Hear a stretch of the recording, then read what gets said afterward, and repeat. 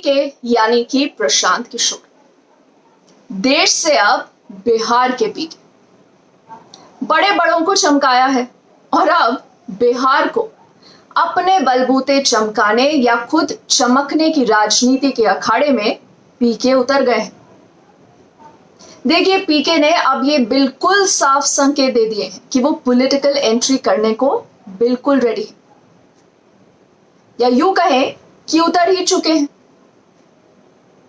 अब ये कब होगा, कहां होगा, कैसे होगा, इन सारे जो सवाल हैं इनके जवाब मिलने में थोड़ा वक्त लग सकता है, लेकिन पीके ने अपने कैंपेन को भी आज अनाउंस कर दिया है।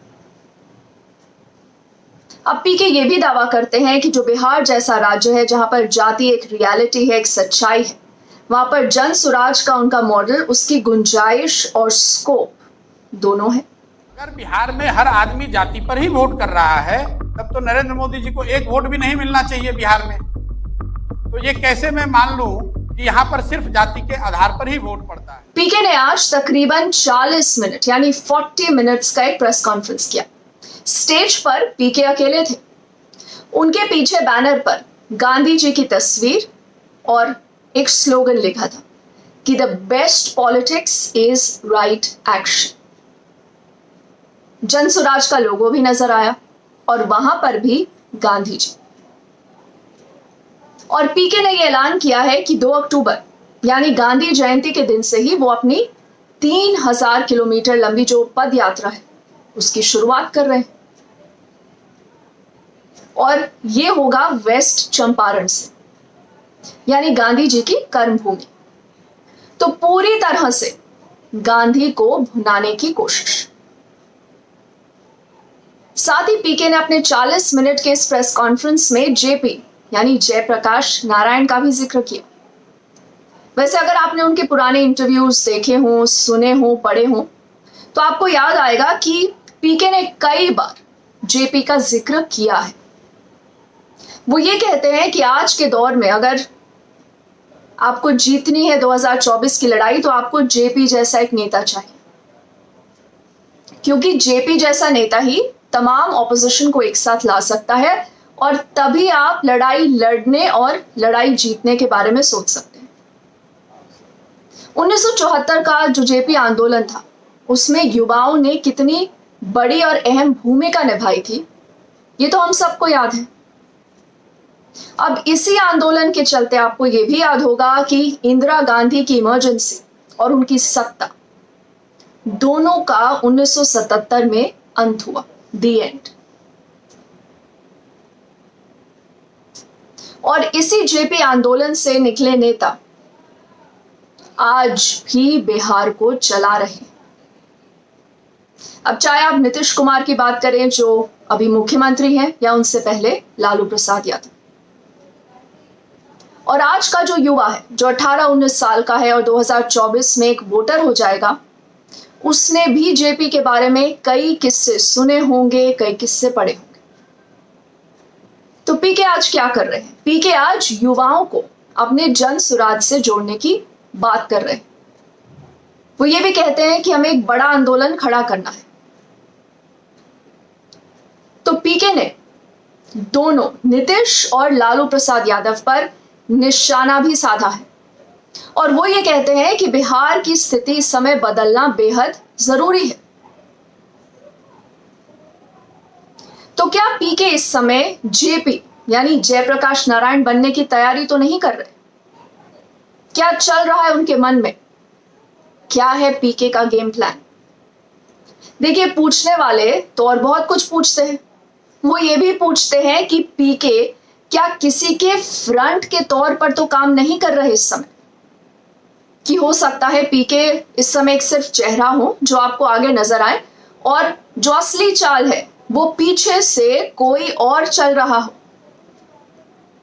पीके अगर राजनीति में आ रहे हैं, और देखिए आ तो रहे हैं, तो वो किसके लिए मुश्किल पैदा कर सकते हैं, किसको दिक्कत हो सकती है?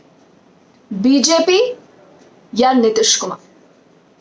और अगर किसी को नुकसान होगा तो जाहिर है सवाल ये भी उठेगा कि फायदा किसको मिलेगा। और आगे चलकर क्या पता किसी या कई राजनीतिक दलों के साथ पीके हाथ ही मिला ले।